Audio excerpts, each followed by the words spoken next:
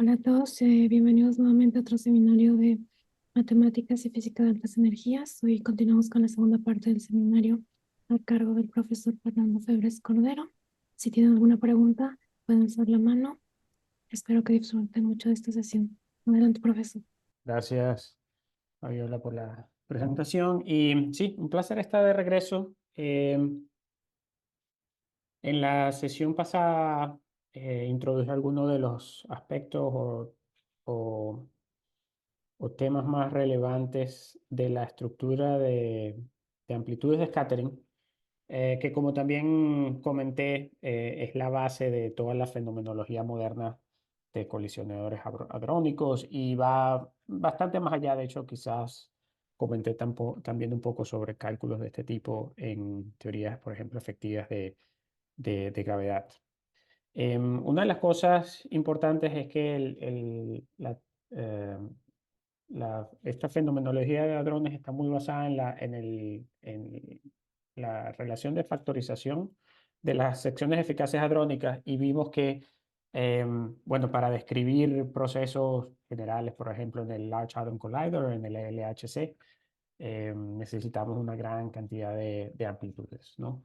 Y bueno, por eso ha habido un gran énfasis en el trabajo de la comunidad teórica y de fenomenología en producir algoritmos que sean bastante eficientes para calcular estos objetos y de hecho ha habido, si se quiere, un par de revoluciones importantes en los últimos 20 años eh, que han permitido toda una nueva forma de estudiar las interacciones entre partículas elementales en estas máquinas como el LHC. Em, Quizás de lo más importante formal que discutimos fue esta ecuación con la cual creo que terminamos la presentación anterior. Esta relación al lado izquierdo es el integrando de las amplitudes de scattering con la letra mayúscula L. Lo que trato de resaltar es el número de lazos, de loops, de bucles, a veces le dicen loops en inglés, que la amplitud tiene. Y claro, es el integrando, entonces está parametrizada por una serie de momenta que no están restringidos, ¿no? Y sobre los cuales nuestra regla de Feynman siempre nos piden que integremos, ¿no? Entonces, bueno, sí, es una notación compacta para todo el número de momentos de lazos que tenemos en nuestra ecuación. Y, por supuesto, sí, la izquierda es ese integrando y lo que logramos fue escribir una parametrización más o menos general de ese integrando que tenía una serie de propiedades. Lo más importante es que siempre queremos hacer un mapa al final de esta parametrización a lo que se llaman las integrales maestras que como vimos son unos objetos matemáticos muy importantes en la descripción de teorías de campo perturbativas, porque si se quiere son los objetos fundamentales con los cuales describimos todas estas amplitudes de scattering. Em, y para demostrar que existen tales integrales maestras, o si se quiere más bien de manera constructiva para encontrarlas, introdujimos el tema de las relaciones de integraciones por partes, que en inglés decimos IDPs, ¿no?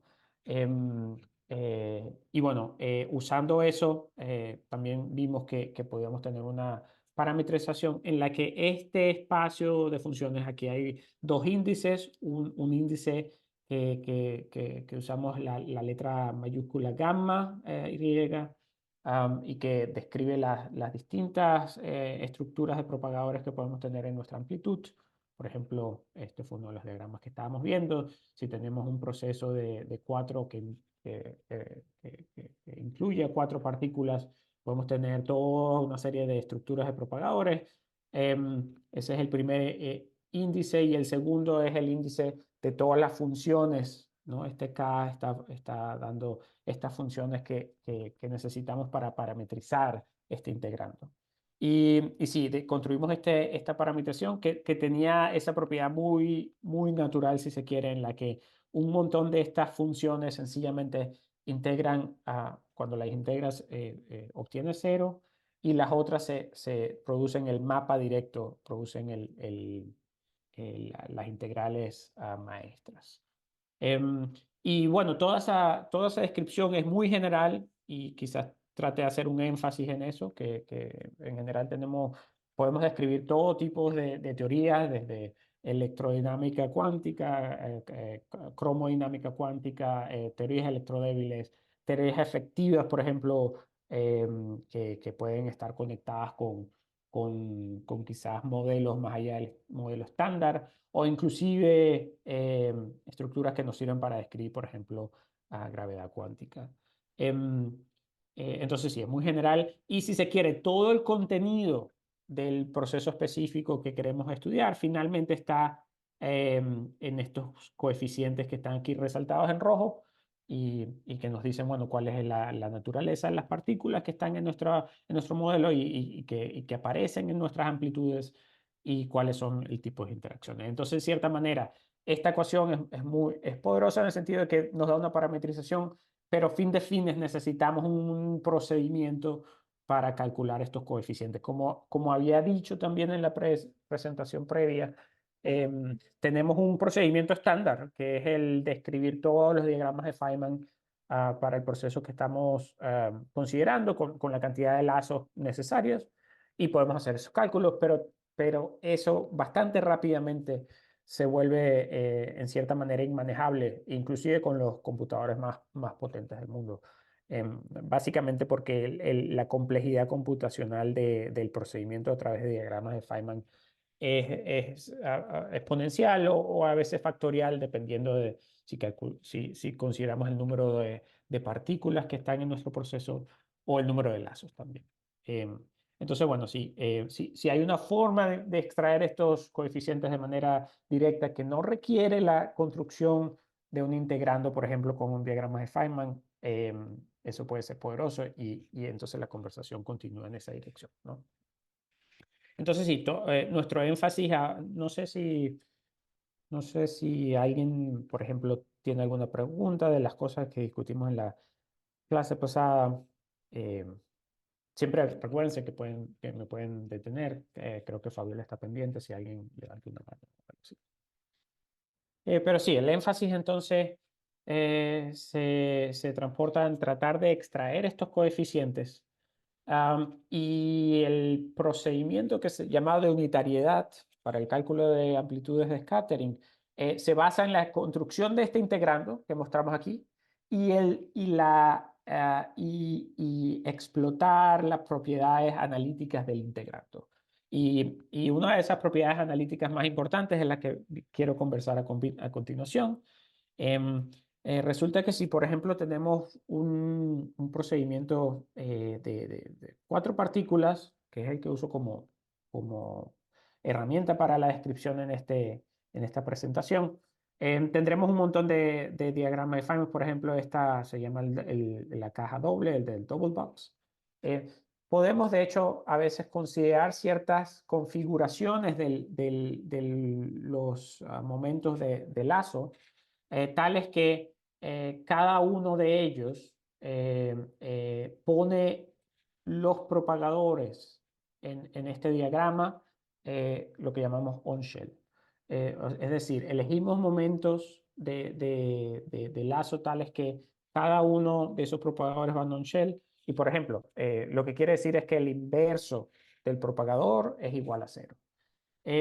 Lo que es interesante y la propiedad que llamamos factorización del integrando es que cuando tomamos esos límites, el límite en el que cada propagador inverso va a cero, entonces el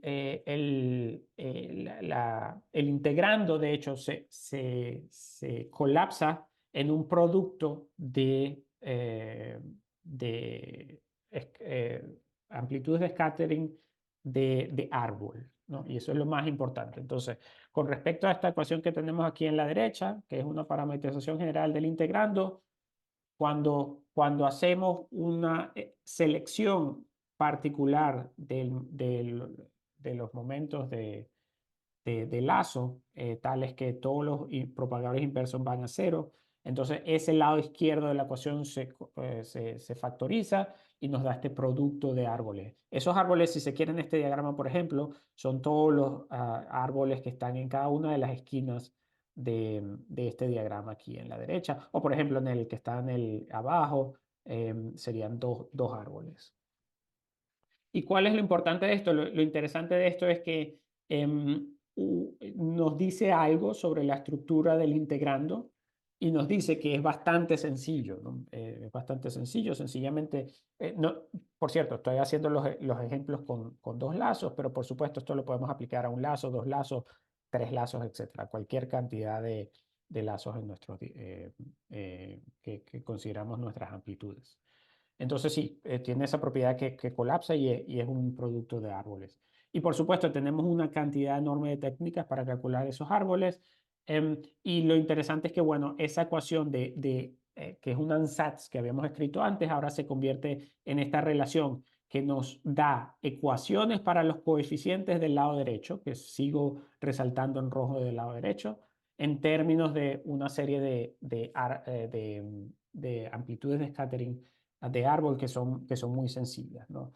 Y, y si ven esta ecuación como tal, si muestreamos una cantidad grande de configuraciones de ese tipo de momentos del lado izquierdo, lo que obtenemos es una serie de relaciones lineales para los coeficientes, que son las que podemos pasar a resolver para obtenerlos y evaluarlos, por ejemplo, de manera numérica en puntos del espacio de fase del proceso que estamos analizando. Entonces, si esta es nuestra ecuación maestra, la llamamos la ecuación de corte, de cut equation en inglés, y que podemos explotar para extraer estos coeficientes sin ni siquiera tener el integrando. Eso es lo importante de esta relación. Pero por supuesto, como aparece aquí abajo, como digo aquí abajo, entonces lo que se hace falta es tener un procedimiento eficiente para calcular estas amplitudes de árbol o los productos de ellas mismas.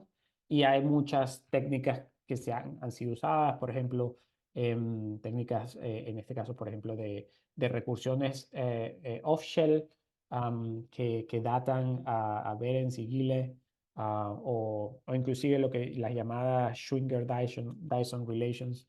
um, y que, bueno, una cosa importante es que necesitamos hacerlo en D dimensiones, porque lo único, si se quiere, que sobrevive aquí, que no es puramente un proceso de árbol, es el hecho de que nuestro integrando siempre vive en D dimensiones, porque estamos haciendo dimensional regularization, ¿no?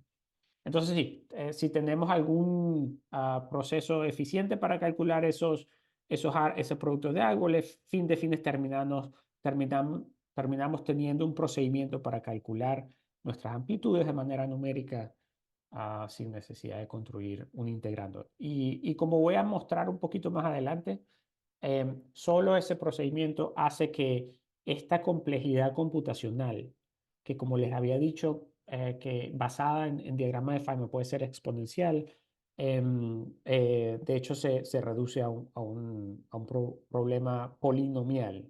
Y bueno, para aquellos que les gusta la teoría de ciencias computacionales, pues ese es un paso muy importante que da pie hacia una automatización de estos cálculos.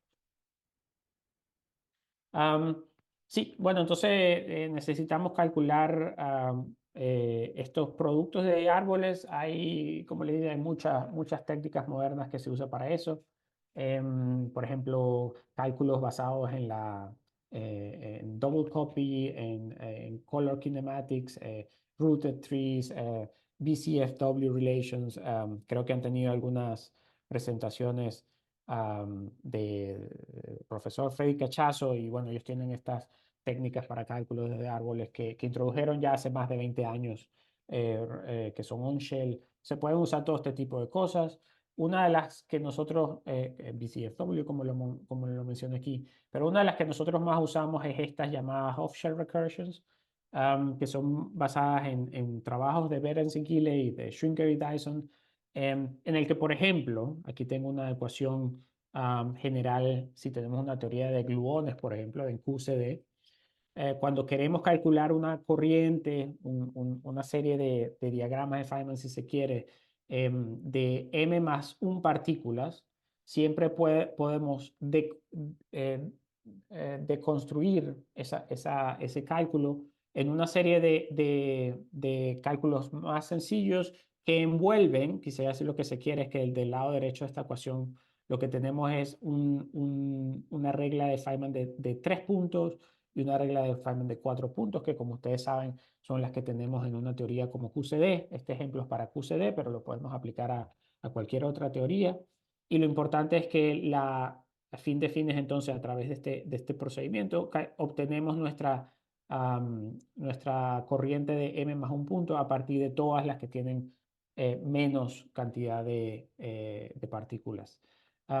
Y este procedimiento, de hecho, se puede demostrar que tiene una complejidad computacional que es polinomial de grado 4. Y básicamente porque hay una forma natural de implementar esta relación recursiva en la computadora, donde se usa un sistema natural de caching, de guardar la información en la computadora y que se pueda acceder de manera más o menos rápida para hacer estos cálculos. Nosotros, en los análisis que hemos hecho para hacer cálculos en QCD o incluyendo bosones electrodébiles o inclusive en cálculos de gravedad, hemos hecho extensiones de este tipo de recursiones, no solo para los árboles mismos, para las amplitudes escáteres a orden de árbol, sino inclusive directamente para el producto de árboles que necesitamos, por ejemplo, en nuestra ecuación de corte, que son como las que están aquí. Es más o menos el mismo procedimiento, lo único es que, claro, cuando tenemos estos productos, podemos pensar que son diagramas que tienen algunos propagadores que se ponen on-shell y, bueno, sencillamente es un poco más de guardar la información necesaria para obtener de manera directa el producto de los árboles. En el caso de gravedad, inclusive, aquí les menciono un artículo que es muy interesante. Shawn y Remen demostraron que inclusive cuando tenemos una teoría de puros gravitones de tipo Einstein-Hilbert, se puede hacer un mapeo de las reglas de Feynman de forma tal de que es puramente cúbico. Y eso es súper poderoso porque una de las cosas que sucede con gravedad es que, bueno, en una cuantización natural de la teoría, uno tiene una cantidad infinita de reglas de Feynman. Por supuesto, ustedes se estarán preguntando, pero ¿cómo es que tenemos un término cúbico? Bueno, ahí siempre hay conservación del dolor o del pain en inglés, a veces se dice, donde básicamente hay que introducir unos campos auxiliares que son de rango 3, pero que de todas maneras hacen que el cómputo en la computadora sea mucho más eficiente. Entonces, correcto, sí, sí. Si tenemos ahora nuestra ecuación maestra, antes, cuando empezamos la presentación de hoy, había escrito una parametrización general de un integrando cualquiera en una teoría cuántica de campo. Ahora tenemos esta ecuación que es más peculiar porque extrae, si se quiere, información en una región del espacio de momento, pero que nos da ecuaciones que son lineales para extraer estos coeficientes. ¿Y cómo hacemos esto? Bueno, déjenme poner un ejemplo bien peculiar. Supónganse que estamos calculando, por ejemplo, amplitudes relacionadas a 4 gluones Y cada una de las líneas en este diagrama representa un gluón. Y cada uno de estos diagramas son diagramas de propagadores, de estructuras de propagadores. Entonces, lo interesante es que podemos empezar, por ejemplo, en los diagramas que tienen la mayor cantidad de propagadores, y lo bueno de eso es que la ecuación que tenemos aquí es un poco más sencilla, porque básicamente quiere decir que todos los propagadores que tenemos del lado izquierdo están puestos on shell. Disculpe. Eh, de- Vuelvo en un segundo.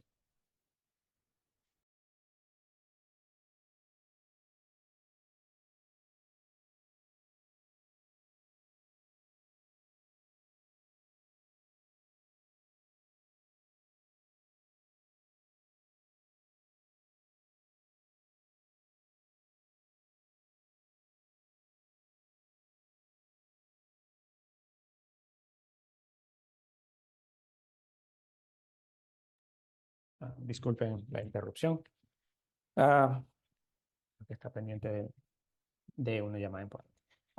Exacto. Entonces, lo bueno es que tenemos que todos esos propagadores, en el caso de este diagrama, por ejemplo, no hay ningún propagador. Todos los árboles que tenemos son de 3 puntos, quiere decir que ninguno de ellos tiene en esa esquina un propagador interno. Entonces, nuestra relación se vuelve muy sencilla. Del lado izquierdo tenemos el numerador. Pongo el numerador como este lado que tiene todas esas funciones que usamos para parametrizar nuestro integrando.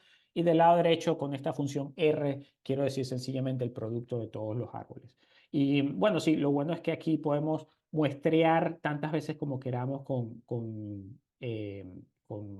configuraciones de momentum que ponen todos los propagadores on shell. Y sencillamente en azul quiero decir que a través de estas relaciones podemos extraer todo ese numerador, podemos obtener todos nuestros coeficientes que necesitamos. Entonces podemos sencillamente el mismo procedimiento para todos los diagramas que tienen la mayor cantidad de propagadores, en este caso 7, si cuentan la cantidad interna de propagadores, podemos hacer el mismo procedimiento. Una vez, entonces, hacemos un barrido de todos los diagramas en la línea superior. Podemos ir al siguiente, donde la ecuación de corte es un poco más complicada, pero en esencia es la misma idea. Tenemos el numerador asociado con la estructura de propagador que tiene 7 propagadores, pero también tenemos los propagadores que están con 8 propagadores por encima y que contienen todos los mismos propagadores de este numerador azul que no conocemos. Pero lo que ahora pongo de manera explícita del lado derecho de la ecuación son estos otros integrandos que ya los conocemos previamente. Y por supuesto tenemos nuestra función R, que es el producto de todos los árboles. Entonces, de esta misma manera podemos obtener los integrandos que están en la siguiente línea y así de manera sistemática podemos barrer todos los diagramas. Nuestra ecuación, por ejemplo, para obtener el último numerador que está en azul. Y por cierto, podemos poner del lado izquierdo tantos numeradores como no conocemos y extraer todos sus coeficientes a partir del producto de árboles, que es esta función R, y todos los numeradores que ya conocemos, ¿no? Entonces es un procedimiento algorítmico que se puede poner en la computadora y que a través del cual podemos obtener todos los coeficientes que están implícitos en nuestra parametrización de la amplitud. Entonces, por este procedimiento, después de obtener todo el integrando, sencillamente al final necesitamos sencillamente integrar. Y lo bueno es que tenemos o sea, nuestras funciones en el numerador son muy sencillas de integrar, ¿verdad? Si se recuerdan, unas se mapean a 0 y las otras nos dan directamente los coeficientes de las integrales maestras, que es lo que necesitamos para hacer el cálculo de las amplitudes. Am, em, no sé si hay alguna pregunta, pero bueno, quizás para poner muy explícitamente y mostrar la potencia de estas técnicas, déjenme mostrarles algunas gráficas.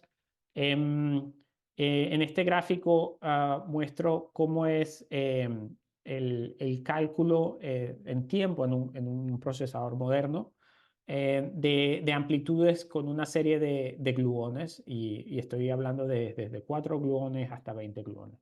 Esto es un cálculo un poco más académico, si se quiere, porque desde el punto de vista fenomenológico realmente no necesitamos para describir los procesos de interés en una máquina como el LHC amplitudes con 20 gluones, pero lo interesante de esta gráfica, en negro está resaltada las amplitudes de árbol, es que se le puede hacer un ajuste a esta gráfica con un polinomio de grado 4 y tal cual demostramos que la complejidad computacional del procedimiento de cálculo de estas amplitudes de árbol es de grado 4. Por cierto, eso es conectado con las relaciones de recursión de Behrens-Gilde o off-shell que mencioné anteriormente.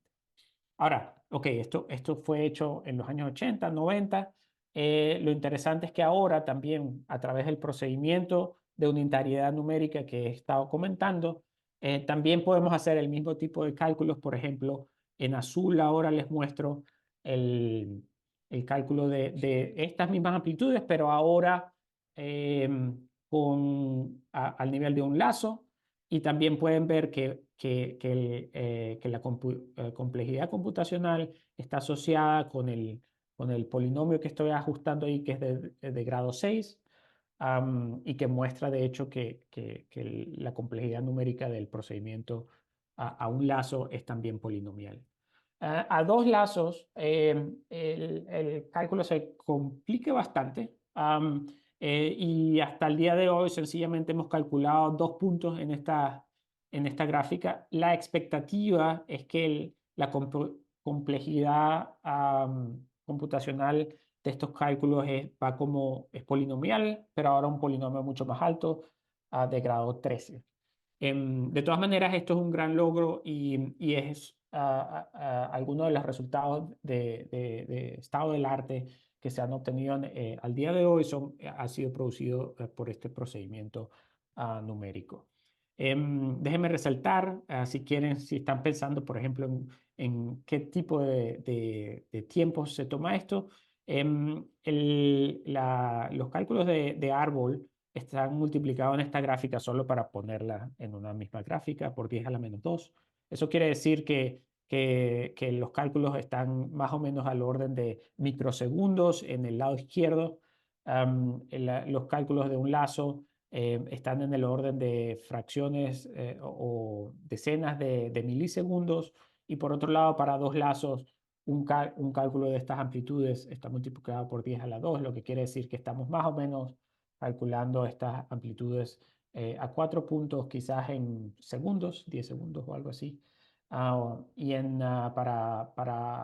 5 puntos del orden de un minuto en un procesador moderno, lo cual quiere decir que todavía es pesado, es un cálculo pesado, pero que de hecho, como les voy a decir a continuación, nos da el paso hacia unas implementaciones muchísimo más rápidas a través de quizás una de las cosas más emocionantes que ha pasado en los últimos 5 años en el área, que es el uso de procedimientos numéricos exactos. Y ya voy a hablar de qué significa eso.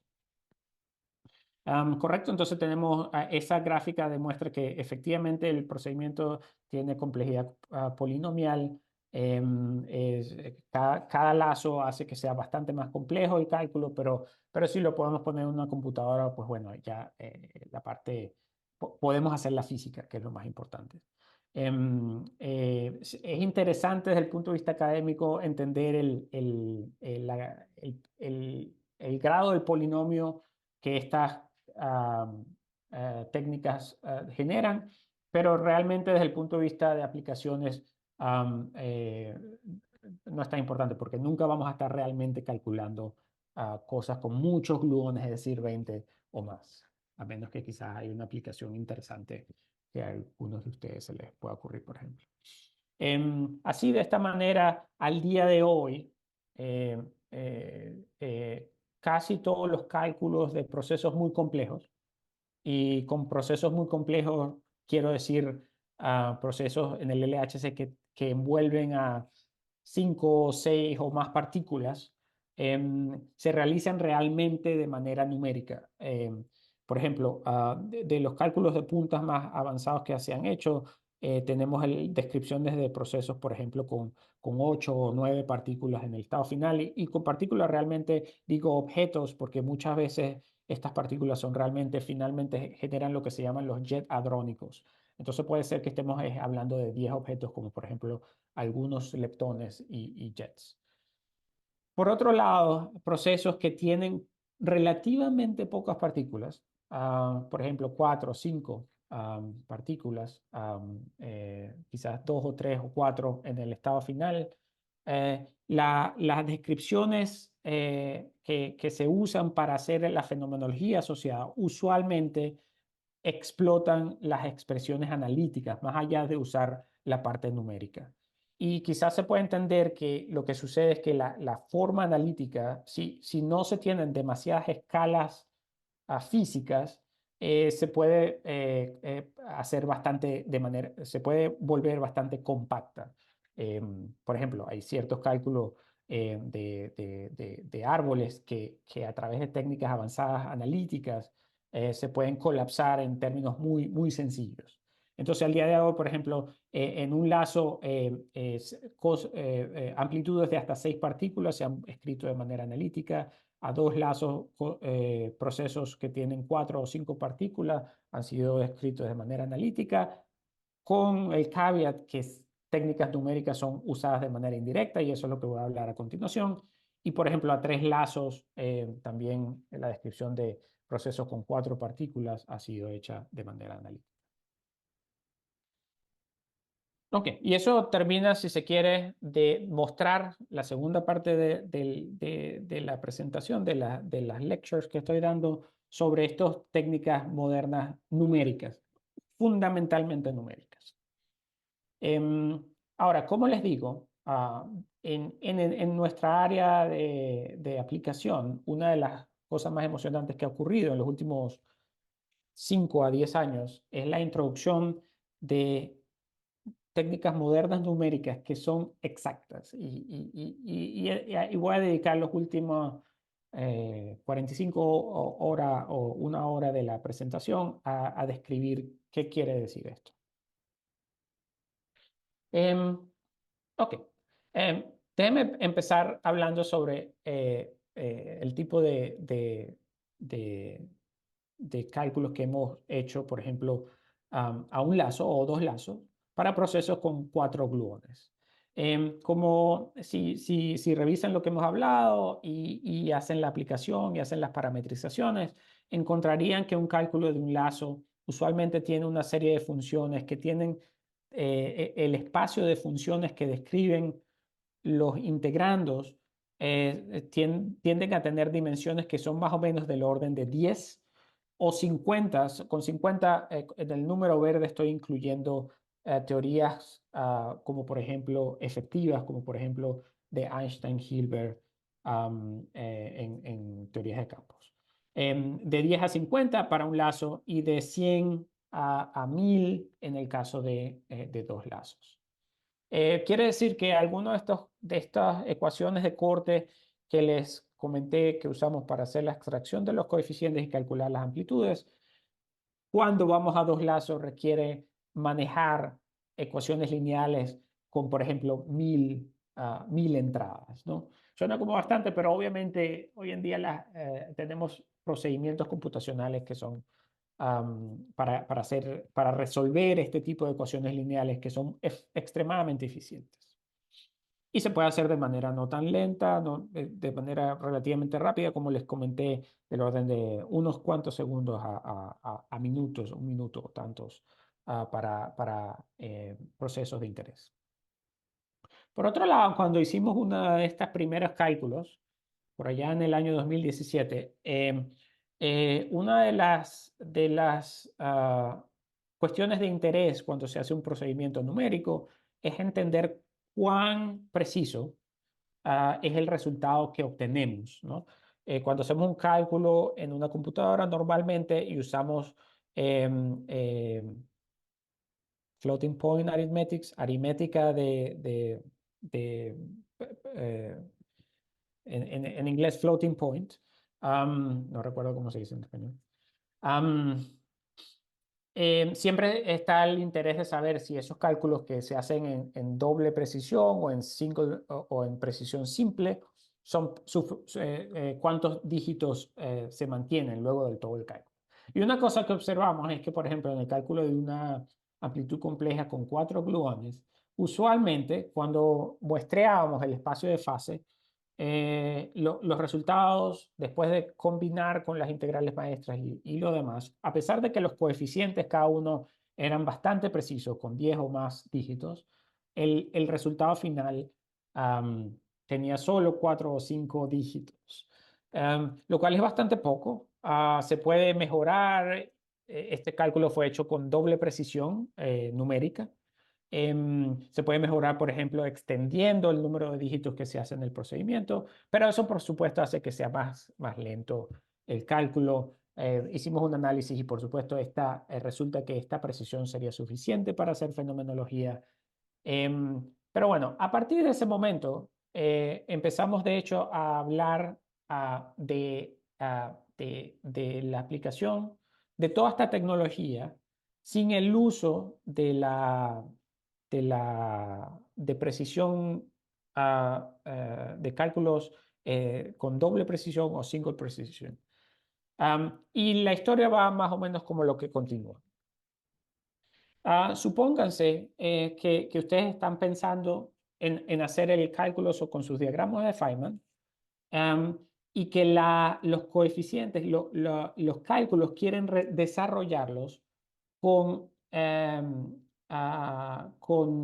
valores para sus escalas cinemáticas que viven en los números racionales.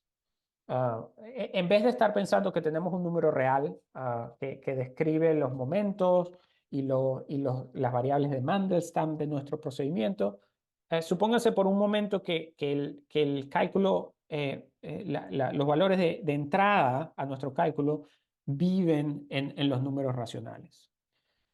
Bueno, resulta que el procedimiento para calcular estas amplitudes se pueden hacer de manera exacta con esos valores racionales. Ahora, cuando uno trata de hacer cálculos en una computadora con entradas racionales,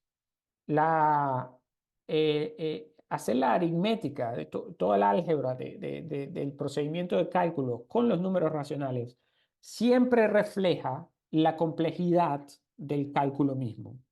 ¿Qué quiere decir esto? Supónganse que nuestro procedimiento va como esto, más o menos. Tenemos una entrada, queremos hacer un cálculo para una posición en el espacio de fases que puede vivir, por ejemplo, en los racionales. Déjame decir que la entrada es x sub i, y que el proceso de cómputo de la amplitud es una función que la tenemos implementada, por ejemplo, en nuestra máquina, que llamamos f de xy, y que el resultado finalmente, después de hacer ese cómputo, es otro número racional que podemos poner como p sobre q.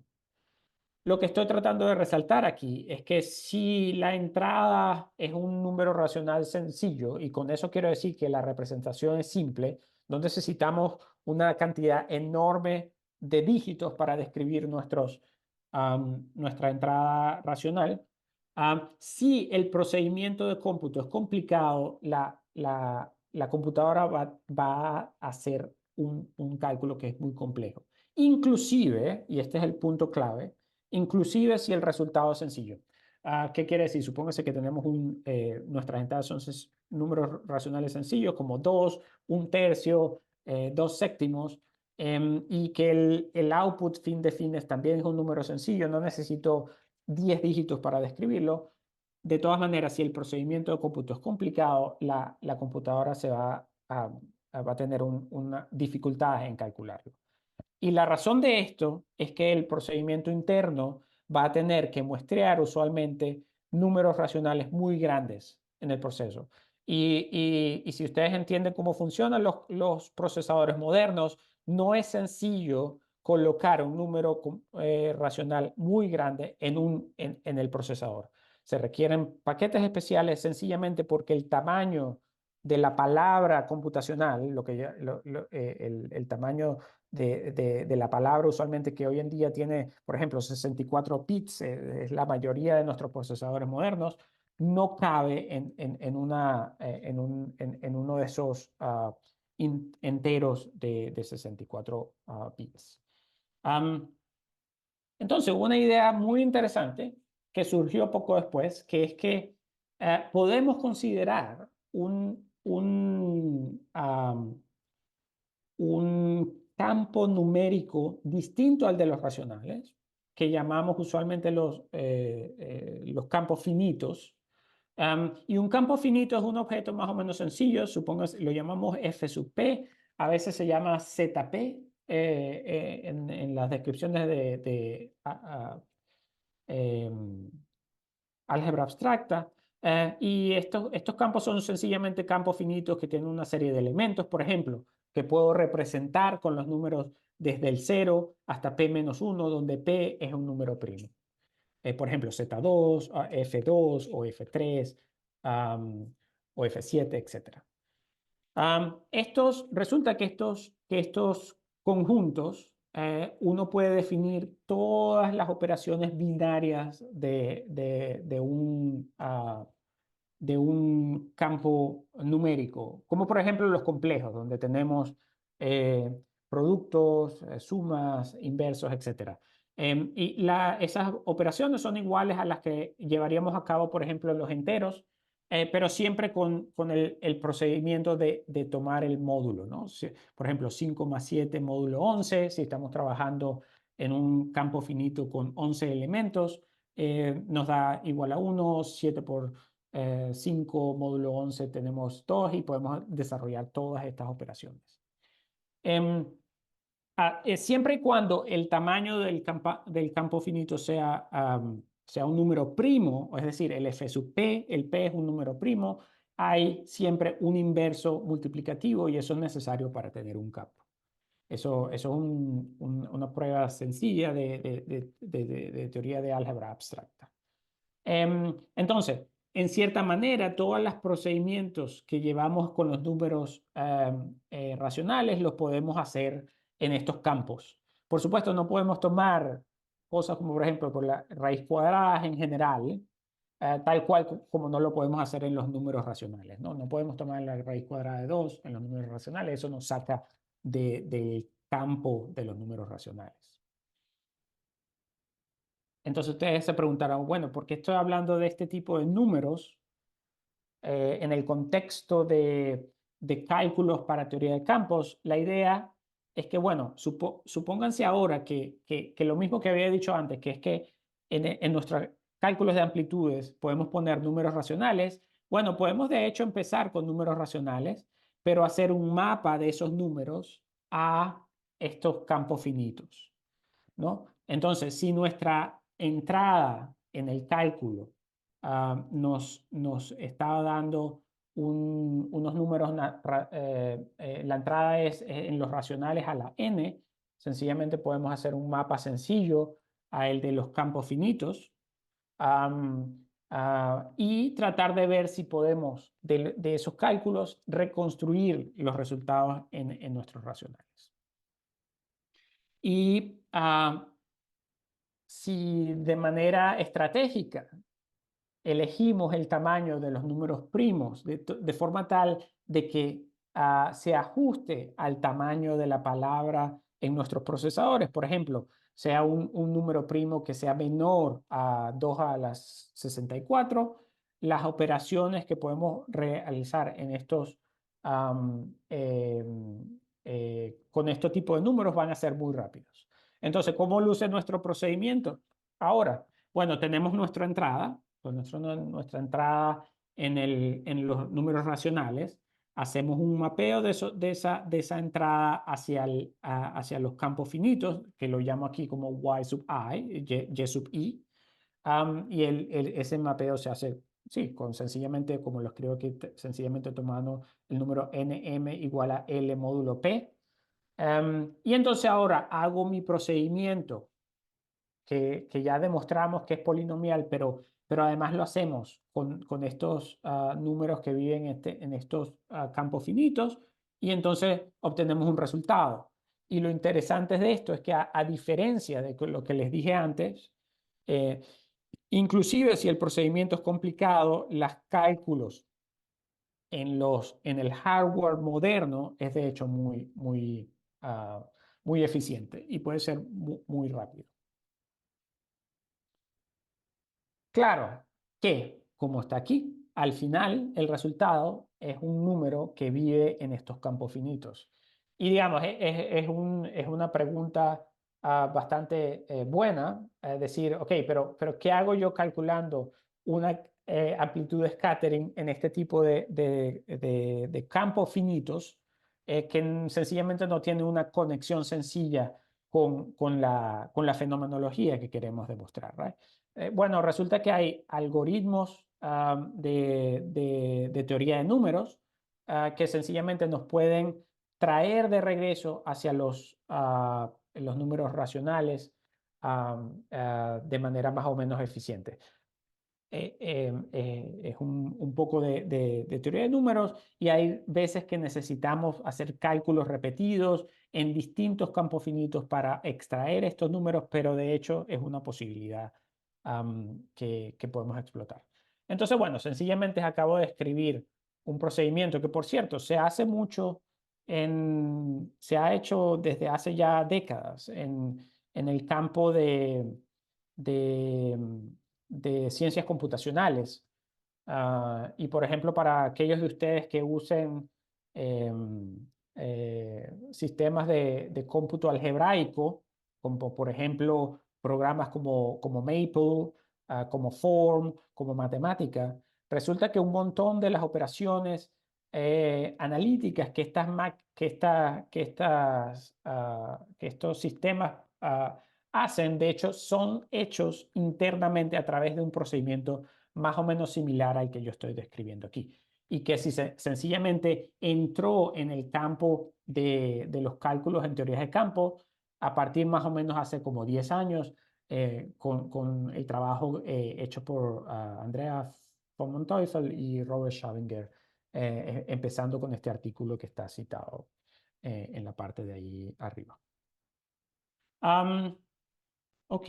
am, eh, entonces, digamos, quizás es un momento bueno para hacer una pausa, pero antes de que vayamos a la pausa, unos 5 minutos, déjeme decirle, traer de nuevo a colación la idea que estaba en esta presentación de esta lámina. Cuando hicimos nuestros cálculos en el 2017, interesantemente vimos que la estabilidad numérica del procedimiento no era tan buena. Por cierto, hay todo un procedimiento para mejorarla, pero la vuelta que ha dado el tipo de cálculos que hacemos en nuestra área últimamente es que ni siquiera usamos cálculos de floating point arithmetic, sino que hacemos el paso en el que todo el procedimiento, el cálculo de esto es hecho de manera exacta usando campos donde los procedimientos no pierden precisión, por ejemplo, los números racionales, que es muy fácil de entender, o en el campo del uso de campos finitos. Y entonces, bueno, si se quiere, toda la pregunta sobre si mis cálculos son precisos se remueve cuando hacemos este tipo de cómputos en este tipo de campos finitos. Probablemente hay muchas preguntas, como por ejemplo, ok, pero ¿qué pasa si mi espacio de fase no tiene nada que ver ni siquiera con los números racionales, ¿no? Y hacia allá vamos, el resto de la charla, el día de hoy va a responder esa pregunta, pero quizás nos podemos tomar ahorita unos 5 minutos para descansar. Ok, regresamos en 5 minutos. Ok.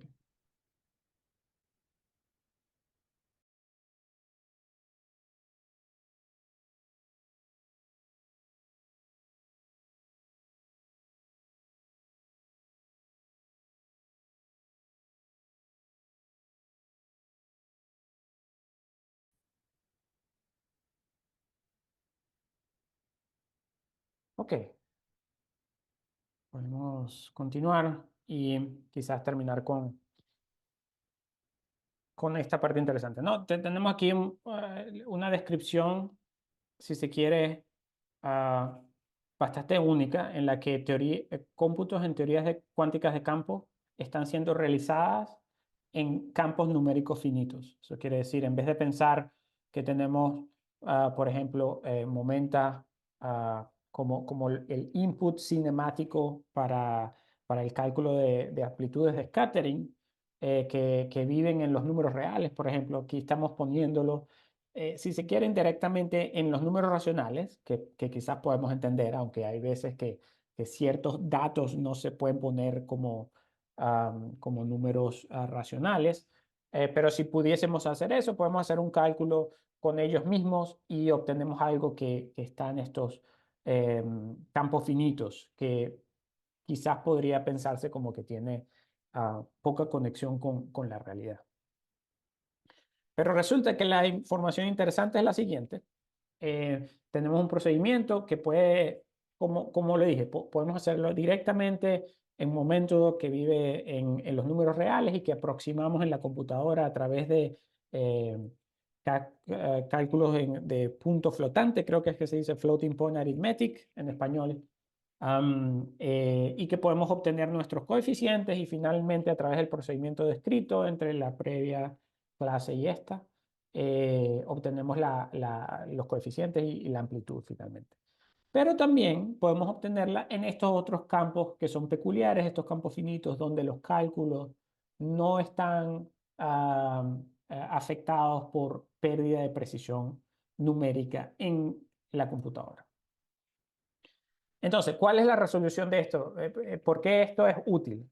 Bueno, sencillamente es porque, claro, nosotros entendemos que los coeficientes que finalmente nos dan la amplitud en el cálculo son coeficientes que dependen en algunas variables. En este ejemplo aquí estoy poniendo como que este coeficiente depende de un parámetro que estoy llamando beta, ¿no? Beta en cierta manera puede ser alguno de las variables de Mandelstam, puede ser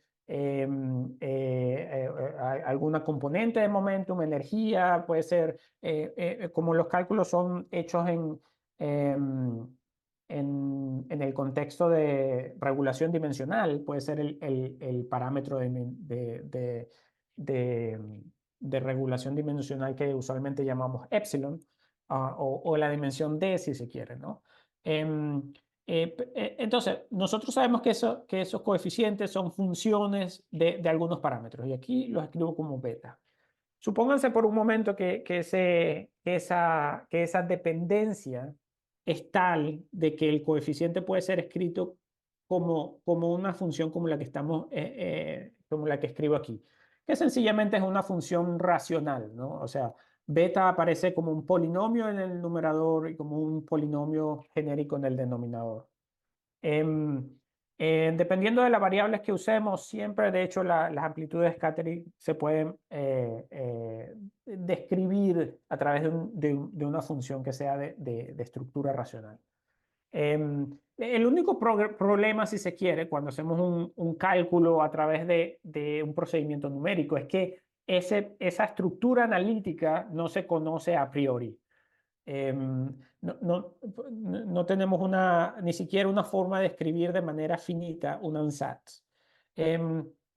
Pero lo que sí es claro es que si existe tal función, a través de muestreo de los coeficientes C gamma, con múltiples valores de los parámetros beta, siempre podremos determinar cuáles son los coeficientes FJ de X y QJ, ¿no? Aquí FJ lo estoy poniendo como los coeficientes del numerador y QJ como los coeficientes del denominador.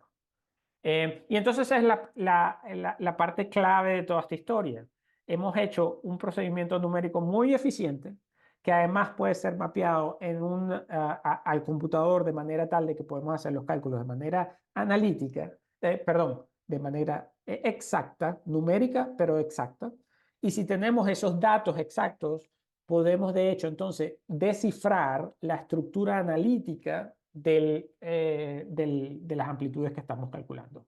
Entonces, y esa es la observación que ha transformado la forma en la que hacemos cálculos analíticos en los últimos años, porque a través de estas técnicas numéricas que tienen muy buena complejidad computacional, obtenemos datos que nos hacen acceder a la forma analítica de manera mucho más eficiente que si lo hacemos con los cálculos tradicionales basados en diagramas de Feynman, por ejemplo. ¿Cómo funciona esto? Entonces, déjenme darle algún ejemplo. Supónganse que el ejemplo que si se quiere más claro es el uso de la llamada fórmula de interpolación de Thiele. Esta fórmula de interpolación de Thiele, o que a veces se llama como fracción continua, pues es muy conocida y la gente que ha hecho un poco de teoría de números la debe conocer. Por ejemplo, la pueden encontrar en libros de física matemática, por ejemplo, el Abramo, es muy conocida, pero dentro de nuestro cálculo resulta ser muy útil por lo siguiente. ¿Cómo luce esta ecuación? Esta ecuación nos dice, bueno, si tenemos una función racional, en este caso está siendo escrita en términos del parámetro x, tal que tenemos un numerador polinomial pero de grado r y de grado r' en el denominador, siempre podemos hacer un mapeo a una estructura que luce como lo que está en la derecha, que es a sub 0 más x menos y0. X es la variable que tenemos del lado izquierdo y y0 es sencillamente un número cualquiera. De hecho, eso es lo interesante. Lo que está resaltado en anaranjado del lado derecho son puntos que podemos elegir de manera arbitraria. Y entonces, bueno, dado y0, vamos a tener un a1 y entonces seguimos y1 hasta yn-1, que lo interesante de esta ecuación de fracción continua es que termina, o sea, no es infinita, sino que llega a un punto en el que termina, lo cual es obvio porque del lado izquierdo tenemos una cantidad finita de parámetros. Pero lo interesante de la ecuación de la derecha es que puede ser utilizada para ser implementada en la computadora, porque los valores a sub i, que son los que nos dan información sobre la serie del lado izquierdo, la función racional del lado izquierdo, lo obtenemos a través de evaluaciones subsecuentes de la función f en los puntos y sub i. Supóngase que pongo f de y sub 0, toda la fracción continua se cancela y tengo acceso al parámetro a sub 0. Y de manera sistemática puedo ir recopilando la información de los a sub i hasta que eventualmente la estructura que obtengo del lado derecho interpola mi función racional. Eso es lo interesante. Llega un momento en el que no necesito más datos y puedo entonces reconstruir a través de operaciones en el campo numérico, toda mi función racional del lado izquierdo. Noten que esto se puede hacer de manera sin ninguna ambigüedad si los datos que obtengo de mis evaluaciones son exactas. Y ese es el punto clave de la observación anterior. La función obviamente no cambia dependiendo de cuál es el campo numérico que usamos para su evaluación, pero la estructura, la función, la podemos extraer de manera muy sencilla cuando los cálculos son exactos. Y de esta manera, entonces, a través de una evaluación sistemática numérica de nuestra amplitud, extraemos la forma analítica de la misma. Como escribo ahí abajo, esta tecnología ha sido extendida en muchas direcciones en los últimos más o menos 5 años. Tenemos, por ejemplo, extensiones para hacer se llama técnicas de reconstrucción funcional. Podemos hacer reconstrucción funcional de funciones de múltiples variables racionales podemos explotar más propiedades físicas de las funciones que estamos reconstruyendo para construir ATSATSE y obtener nuestros resultados. La gente ha inclusive introducido en el cálculo de amplitudes de scattering en teorías cuánticas de campo otros campos numéricos que se llaman piádicos. Resulta que los números piádicos, déjeme hacer sencillamente la observación, también permiten hacer cálculos donde la precisión del cálculo está controlada de manera predeterminada, no como con los cálculos de punto flotante, y se pueden hacer expansiones teóricas, pero con números, y esto también ha sido explotado recientemente, eso un poco más recientemente, en los últimos par de años. O, por ejemplo, hacer partial fractioning en el proceso de reconstrucción o inclusive en el proceso de simplificación de los resultados que obtenemos analíticos a través de estas técnicas.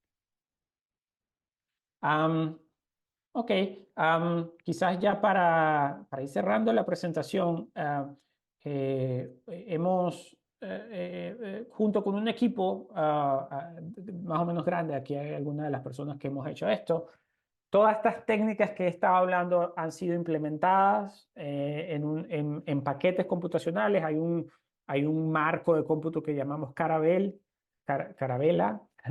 o Caravelle en inglés, donde tenemos muchas técnicas de cálculos para amplitudes scattering en teorías de campos, no solo del modelo estándar, sino, por ejemplo, en teorías de gravedad y demás. Y donde además tenemos técnicas de reconstrucción funcional basadas en evaluaciones numéricas. Y todo esto está públicamente, es accesible públicamente. El paquete es más o menos elaborado. Si se quiere, lo interesante del paquete es que está muy asociado con la estructura de nuestra ecuación de corte, que describimos más o menos en detalle a través de estas presentaciones. Es ampliamente modular y se puede, por ejemplo, la pueden sencillamente, si quieren tener algún mecanismo para hacer cálculos computacionales con cinemática en D dimensiones, si necesitan hacer cosas como isomorfismo de grafos en C++, cálculos de amplitudes de un lazo, de múltiples lazos, parametrizaciones. Estas parametrizaciones que les comenté las tenemos implementadas allí, y algunas descomposiciones de tipo master surface. Estas no son tan generales porque, si se recuerdan nuestras discusiones, hay una serie de ecuaciones de Syzygy que llamamos, que se usan técnicas de álgebra computacional que no son tan generales, pero tenemos algunas específicas implementadas allí, y muchas otras técnicas. Pero bueno, si alguno de ustedes está interesado en explorar estas cosas, pueden acceder al paquete, o también, por supuesto, no duden en escribirme si tienen algún interés peculiar de un cálculo o de uso de alguna de estas técnicas.